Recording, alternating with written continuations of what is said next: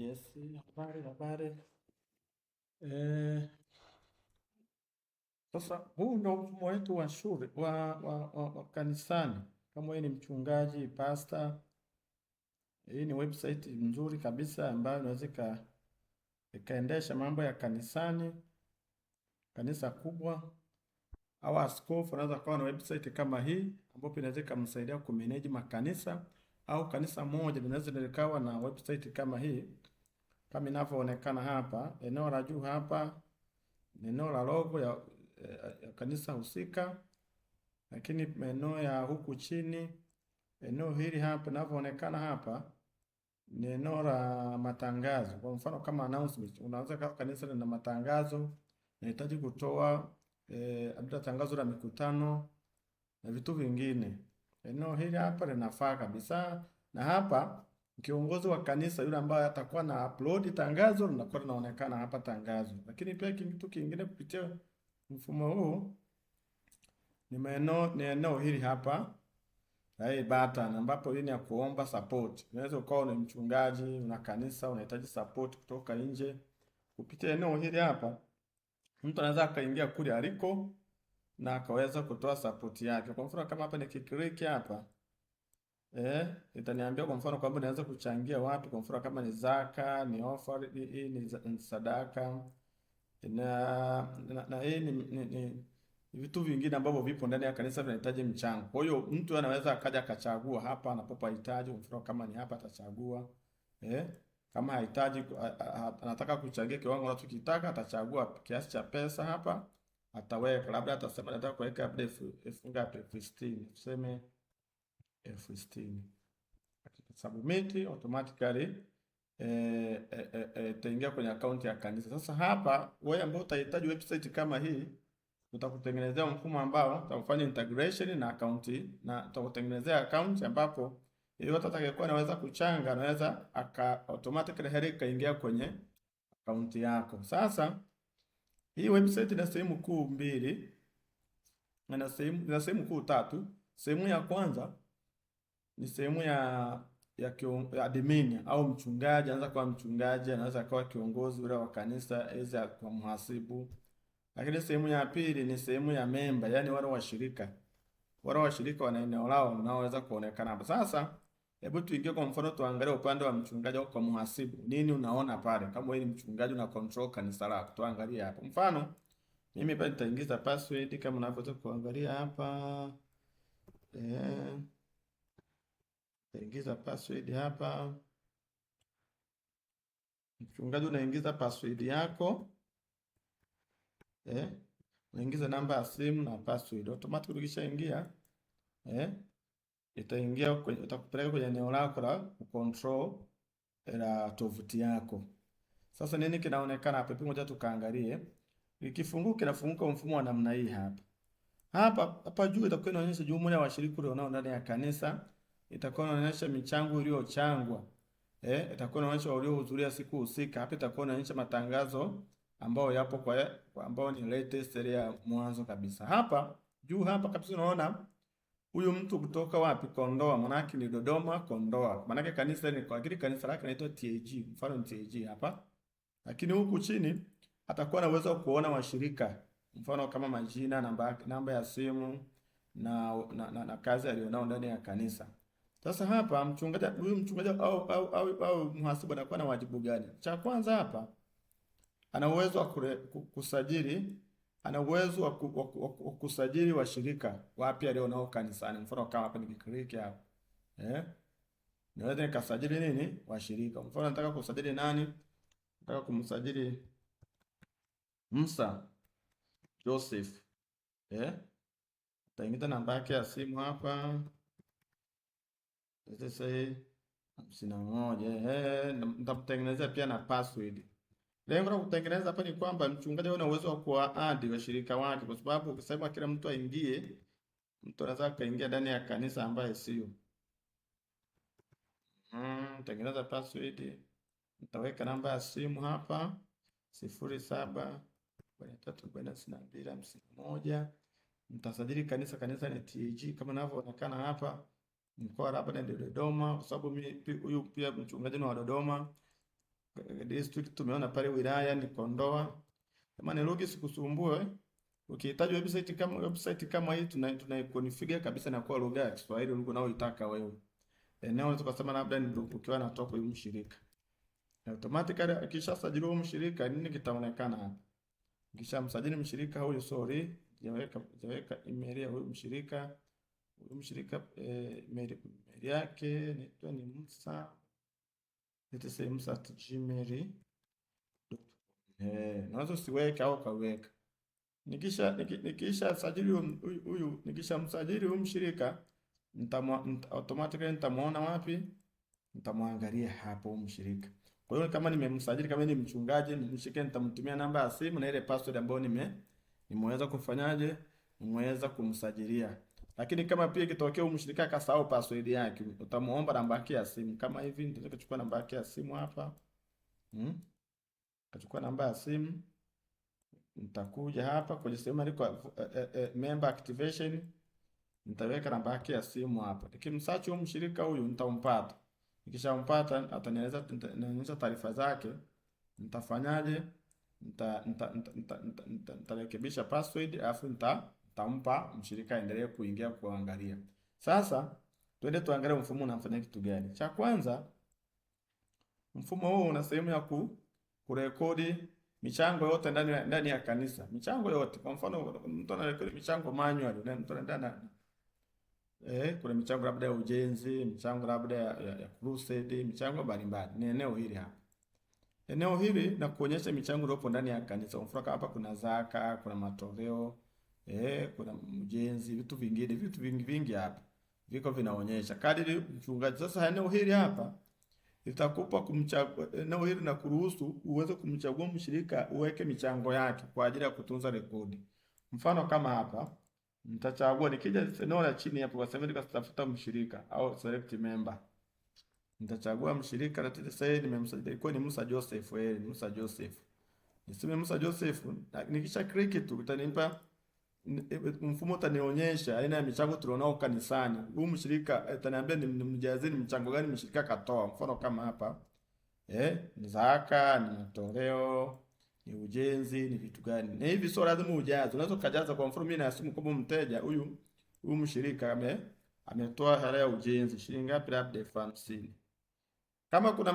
Kama kuna changizo lingine ndani ya kanisa, utaweza ku add hapa, add new contribution. Unaweza ka add hapa.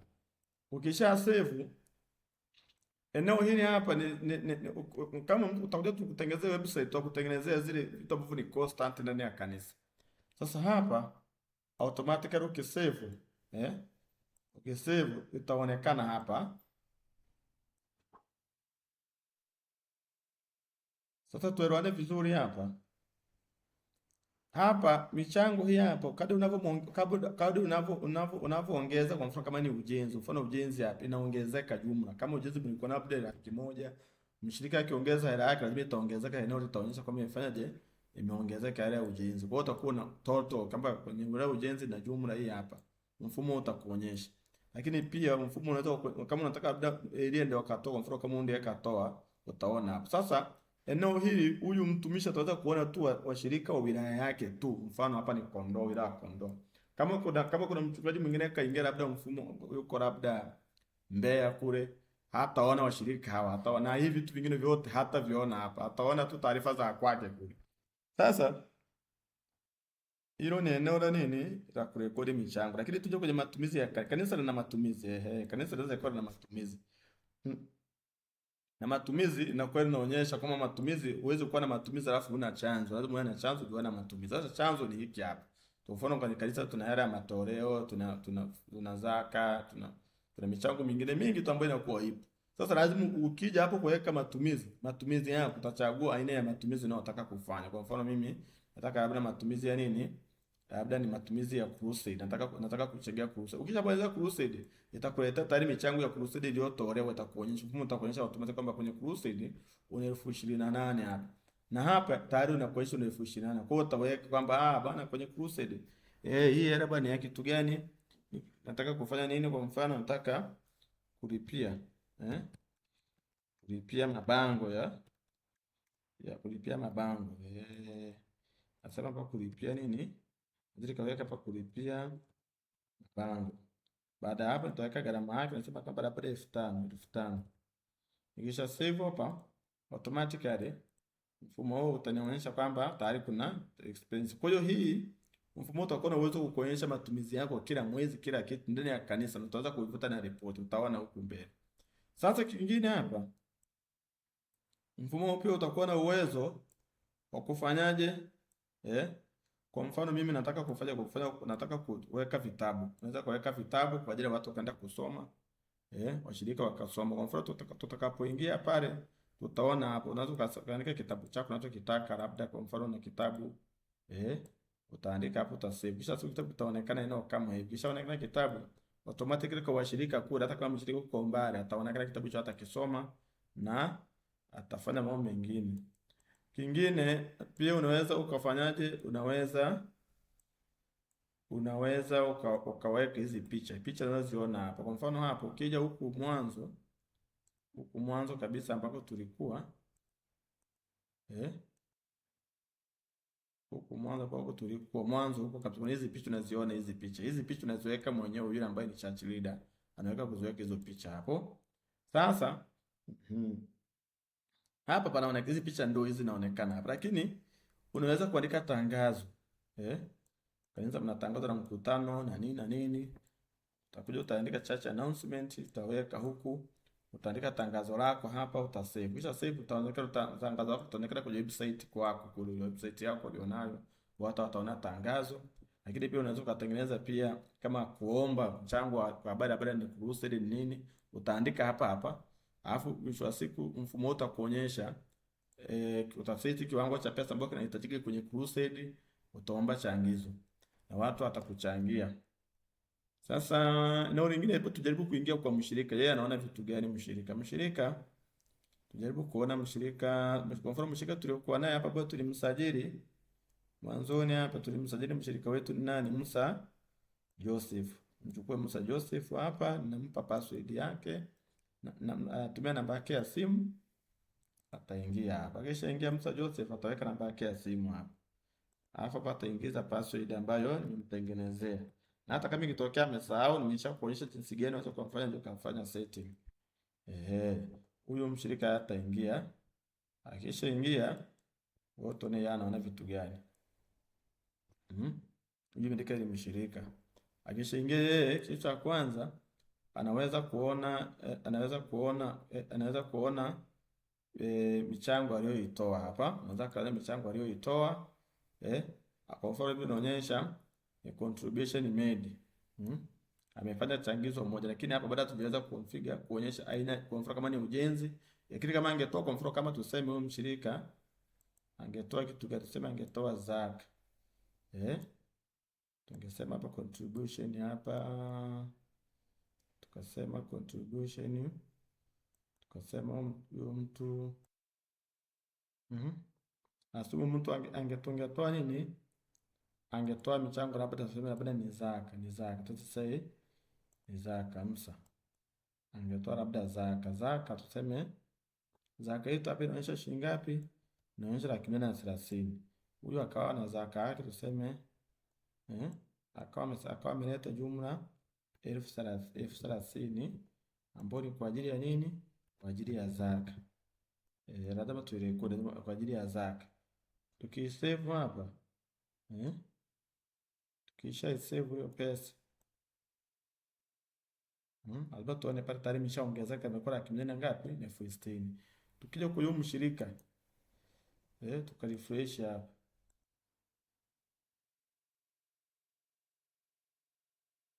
Musa Joseph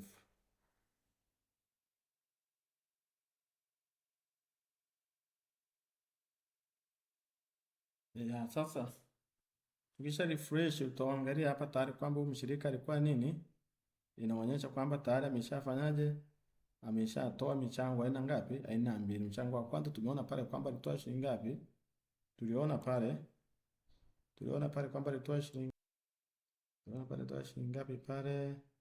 Huyu mshirika akatoa shilingi ngapi? Taona hapa, huyu hapa ni Musa Joseph kwenye michango yake. Taangalia huku contribution huku. huyu memba huyu mwanzoni kuja akatoa elfu 60 pale, lakini pia tunaona pale kwa amechangia na ujenzi. Kwa hiyo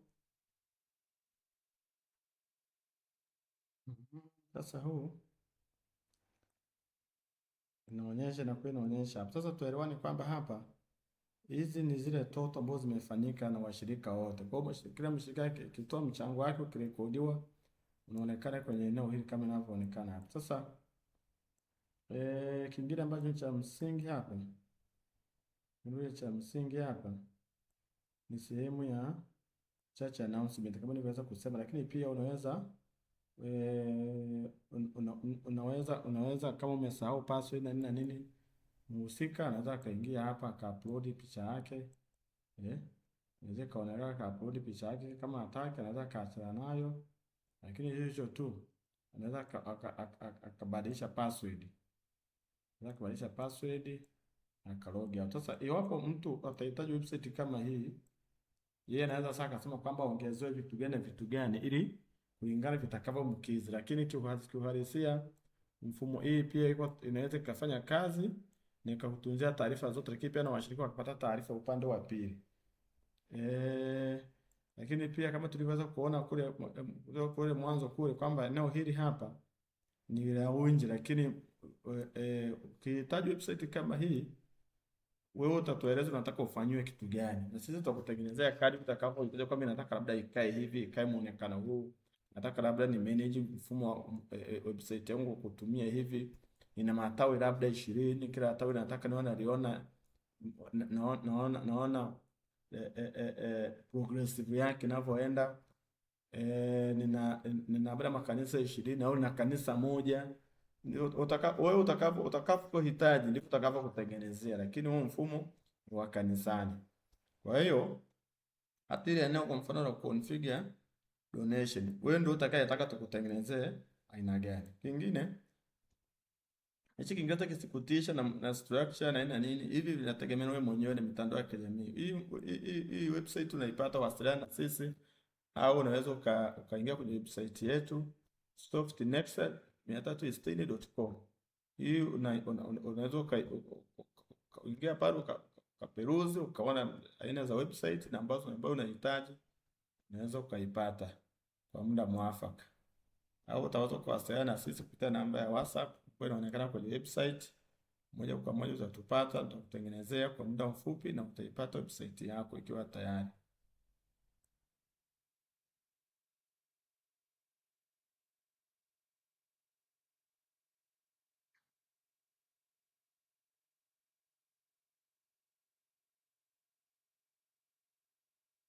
Naomba niishie hapo. Tutaona wakati mwingine kwa mfumo mwingine tena. Asante sana.